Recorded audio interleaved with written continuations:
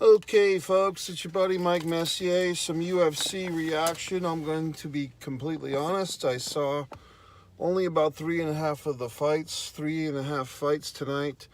UFC 298. I'll give you my thoughts. First of all, as you should know, new champion. God, I have a hard time pronouncing these names, and I hate saying people's names wrong. Tuvara from Spain. First, I believe the first champion in the UFC of any weight class from Spain. I think they said he was the fifth overall fighter from Spain. 27 years old. Seemed to have a young lady in his life, a young bride of sorts. Seemed like all the ladies in his life were wearing black tonight. I'm an in and out UFC fan. I really peaked in my UFC fanhood around 2004 to 2008, 2009. I phased out when they were really pushing Brock Lesnar. I don't like Brock Lesnar. He's a steroid user, amongst other things, as we know. So, I've been getting back into it. I got the UFC app for the last couple of years. I go to the movie theaters for these pay-per-views. Volkanovski, if I'm saying his name correct, I've seen his last 4 or 5 fights. I saw that epic fight where he almost won the title in the weight class above him. Unfortunately, I saw the fight where he didn't even have a training camp. He lost that rematch. That was unfortunate. And here he is, having lost 2 of his last 3 fights, comes into this one. And, I'm telling you, I was excited. I hear we come from the land down under. Slowly thunder, bit to thunder. I'm all excited. He's the fucking men at work singing that song. I'm all jacked up, hoping he's going to beat this young punk into oblivion. And unfortunately, not the case. Volkanovski had a great first round. I thought I would give him the 10-9. Volkanovski. Some people thought the challenger won the first round, but then boom, shaboom, shaba, shaba, shaba, gets the knockout. I don't think this loss, I think it's more like the challenger won. I don't think it's that Volkanovski did anything wrong. He got caught. And it's unfortunate when you see these legends lose. They come down to earth a little bit. And you don't want to see these guys, like Tito Ortiz, I think, lost 8 of his last 9 UFC fights. Wow, my memory's kicking in today, folks. And we saw guys like Chuck Liddell lost several of his last UFC fights. And sometimes these guys end up in some of the other MMA groups, that are a little more forgiving when it comes to one-loss records. And, but it's kind of a demotion, to be honest with you, for these UFC guys that are the top of the charts.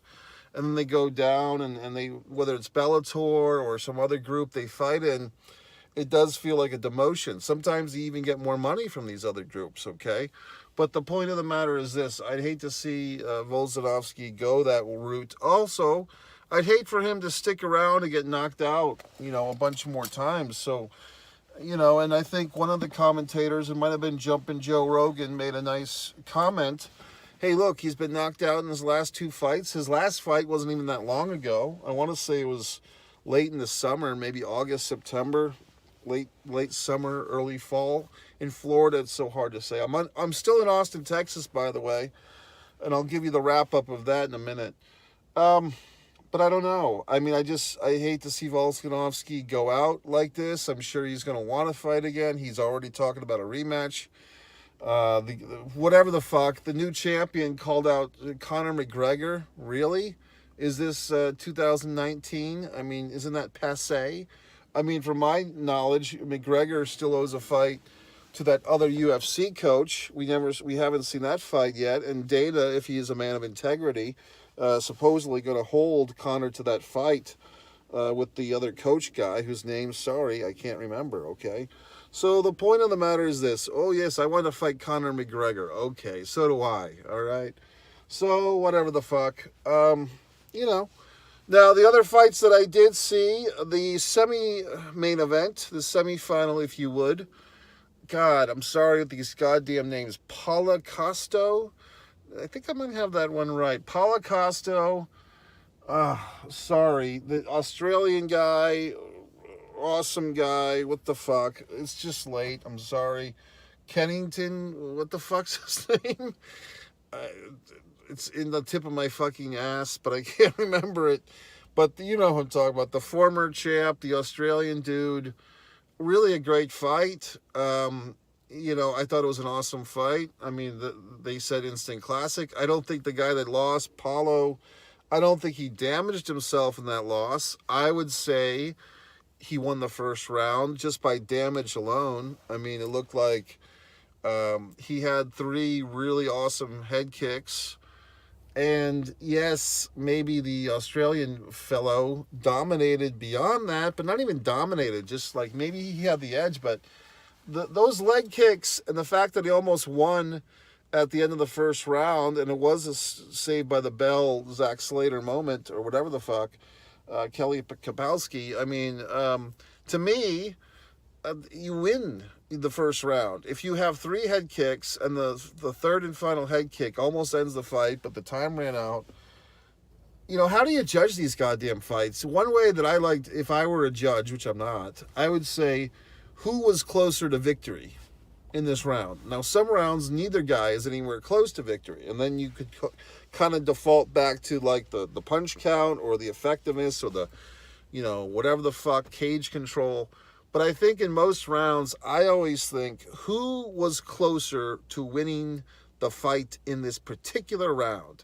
And you have to go with Paulo in the first round. And then the second 2, I don't think either of the second 2 rounds you could argue for either guy, really. And I think the Australian had the higher ranking. I think as a default, judges naturally kind of go to the guy who has the higher ranking or is the former champion in this case.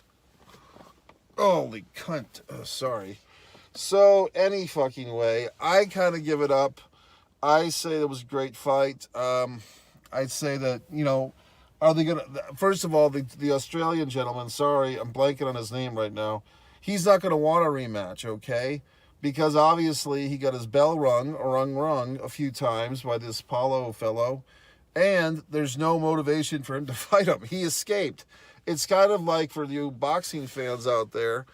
Do you remember when Lennox Lewis, and yes, I did contribute to Lennox Lewis, the untold Lennox Lewis story, available on Amazon Prime. I'm listed as a contributing copywriter for that one. Dr. Dre reading many of my words. But Lennox Lewis escaped from, I believe it was Merciless Ray Lewis. Was it? Not Ray Lewis, the football player. Merciless Ray Mercer. Madison Square Garden, 10-round fight. Neither guy was a champion. Mercer, in my opinion, won that fight. I believe Lennox Lewis lost that fight. And some people say, that was Lennox Lewis's toughest fight. Yeah, because he fucking lost, okay? I'll be the first to admit it. But, they fucking gave it to Lennox because he was the good-looking British guy, and they wanted to get him in there with Holyfield and all those guys. So the point is, there's some politics in this, folks. I mean, if going deeper down the rabbit hole, do you remember when Oscar De La Hoya and Bernard Hopkins had this whole summer thing where they were going to fight, I think in July, and they both had tune-up fights, I think in May, whatever year this was, maybe 2003, 2004.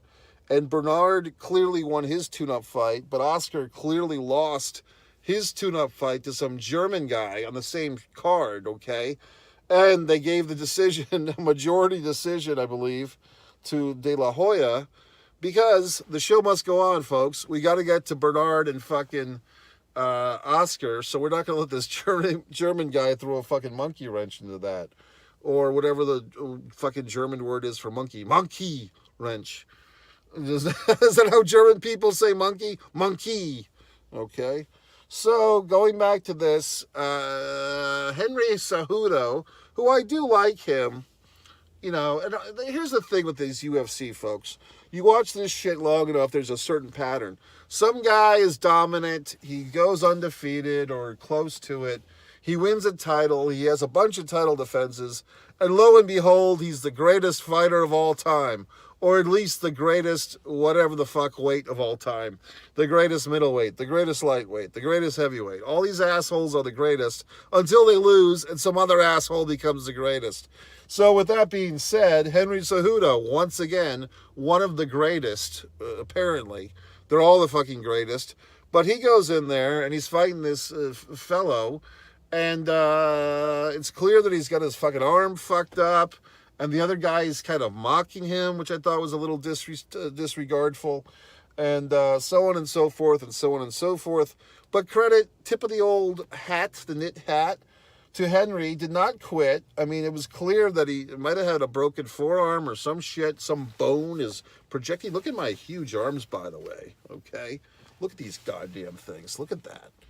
It's a man's arm. So anyway, Henry fights the good fight, but loses. And there you have it. So then you had the fight that I kind of caught a partial of, and that's an interesting thing. I mean, do I want to share with you the trials and tribulations of my night? I guess I will. Look, folks, I had some other obligations tonight. They had this awards ceremony. I'm still in Austin, Texas, Austin Revolution Film Festival, yet I still wanted to go see the goddamn UFC fights. They had the fucking jury decisions and all the awards things tonight at this film festival, and of course I go to that. You know what I mean? And so, because I'm waiting for my name to be called, and it never was. So then I'm all, I'm not pissed. I'm not disappointed. I just don't have anything to talk about because I'm not a goddamn award winner this time, although I have 81 other awards in film and television you should know about. So I'm sitting there, and I still want to go see this fucking UFC thing. This theater I've never been to, as previously discussed. It's very difficult to drive in Austin, Texas. I'm a nervous wreck driving in this town. I like the town. I like the people, but I've been told it's overpopulated now, and the infrastructure of Austin can't handle all this popularity. So I wait for this awards ceremony to be over. I get on my, no one's talking to me. I'm not talking to anyone. I get on my fucking phone. I'm like, let me go see the goddamn fight that I wanted to see in the first place. It's past 9:20, and guess the fuck what? They're no longer selling the tickets on the fucking app to the fight. Now I'm screwed, okay? So I say, well, you know what? I've been paying a lot of money for this UFC stuff. I pay for the app. I pay for all these fights in the movie theater. I buy the occasional trinket. I've interviewed Randy Couture. I've paid my time. UFC owes me one tonight, okay? So I pull a little magic trick. I use my subscription plan to get myself a ticket to this Madden Web thing. I've been hearing all these horrible things about it. And I say, you know what? If the opportunity presents itself, I might just go into the other theater to see the fucking fight. Shh, don't tell. So I get to the goddamn theater, and I've never done this in the past. I've always been a good little boy and paid my $25, okay? So then I think Dana owes me one. So I get to the fucking theater. I'm trying to present my phone to whoever the fuck, and no one's around. I'm like, should I just walk the fuck in? But the young lady was getting herself a beverage at the machine, and then she zips me in. She checks my ID, and she tells me what theater to go see at Madam Web. Well, guess what? That's not where I'm headed, little girl. I'm walking down to each fucking auditorium and kind of hearing what's playing, because I've been to these movie theaters so often. I know when Nicole Kidman's in the theater. I know when all these things are happening, the previews, the don't talk promos, all that shit. And I'm just walking delicately from theater to theater, making sure that no one's spying on me like Dan Aykroyd and Bill Murray in 1984. And I finally get to theater auditorium number 7, and I hear the familiar sounds of Joe Rogan and all these other people commentating on this UFC fight, and here I am, folks. And I had even picked out a seat for myself when I was trying to reserve my seat earlier, so I kind of knew where I wanted to sit, and I go in there, and I take my seat that I kind of picked out for myself. No one's in it, no one's near it. There was a pretty formidable crowd of gentlemen, all men in the theater, as far as I could tell, but I found myself a nice chair. I sit in it, making myself at home. And then I watched the Henry Cejudo, the conclusion of that. And then I say, you know what? I'm going to, look, I'm very much just middle class, salt of the earth. values, okay, middle class guy, doing the right thing, okay. I say, you know what? I've kind of fucked the theater in the ass a little bit tonight. I got a fucking Madam Web ticket. I'm in this UFC thing. I'm throwing off the infrastructure. I'm going to be like the Statue of Liberty and balance out the scales of justice. I'm going to do the right thing, Spike Lee, and buy some fucking overpriced food from this goddamn movie theater. So I go, I present myself. I ask the young Waitron person, woman, teenage kid, probably working on the weekends for some spending money for her cell phone bill or whatever the fuck. And I say, hey, how's the chicken wings here? And she says, oh, they're good. And then I say, oh, I meant chicken tenders. And she said, oh, yes, of course. So we're speaking the same incorrect verbiage, me and the kids of tomorrow. So I ordered the fuck, and she said, it's a platter. It's got fucking pretzel bites and fries and all this shit. And then I fucking said, well, fuck, I'm in. So I ordered this thing. And then she says, can I see your phone? Can I see your ticket? And I'm like, oh, I said, why? She said, well, we need to know what seat to bring it to. I'm like, oh, shit. And I said, I don't just pick it up here? And she says, no, we bring it out to you. Oh, my God. So now it's like I'm busted. I've fucked myself because I just wanted some chicken tenders to watch with this UFC fight. So I quickly so I give her the fucking phone.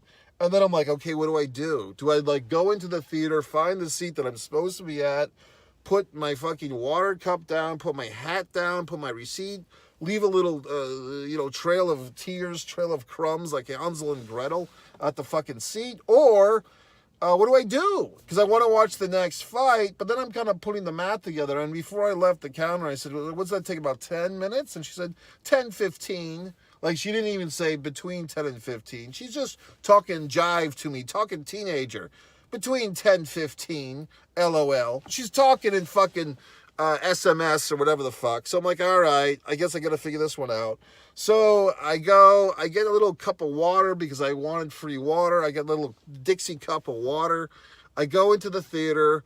And I got a double feature going. And now I'm in the chair to watch this Madam Web movie that everyone's shitting a stick on.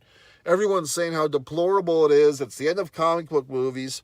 I'm watching this thing for 10, 15, and it wasn't that bad. And apparently what I caught was basically the catalyst moment, okay, Sid Field, where fucking Madam Web becomes Madam Web. She's in a car. It's sinking. There's webs. It's very exciting. Then she has all this deja vu shit going on. It's Dakota, whatever the fuck, Dakota Jordan, Dakota Johnson. I think she's attractive, okay? So 50 Shades of Madam Web, I'm sitting there thinking, this is not such a bad movie, at least this 10-minute selection of it. So then I'm thinking, should I just stay in here and watch this fucking movie that I'm supposed to be seeing? So eventually, it was about 10, not 10, 15, but 10. Another Waitron comes in. Now, I had recognized this young lady because she was also serving the people in the fucking UFC tournament fight room. So I'm in my goddamn chair. She brings me this fucking platter. It's got the fucking pretzel rolls, which are weird, the fries, which are semi-cold. The chicken tenders, however, were very hot and apparently fresh. And all these dipping sauces, there was a ketchup of some kind, a ranch of some kind. And I'm just eating the goddamn thing. And I'm thinking, well, I really want to watch these fights. I'll see Dakota Fanning eventually. So, or whatever the fuck her name is, Dakota Johnson and Lindsay Lohan or whoever the fuck, Sydney Sweeney, all these goddamn actresses. So I eat my food promptly, very quickly, and then I go back to the UFC theater. Nobody gives a fuck. Let's just be honest. Nobody gives half a shit's ass fuck about what I'm doing. Everyone's paying attention to the fights. I get in there and I'm watching the fights, and that's how I watch the rest of the evening. So I had a good time, folks, and I was so enjoying my fucking auditorium hopping that I even heard, as I was going back to Auditorium 7, I heard Auditorium 8 had a movie that was just starting. You know what I mean? I'm like, fuck, should I go see a fresh movie? So that's how I'm living, folks. I'm just taking the balls in the hand and shooting in my own court, okay? I'm not restricted by the rules of your fucking weird society. I'm not restricted by anything. Mike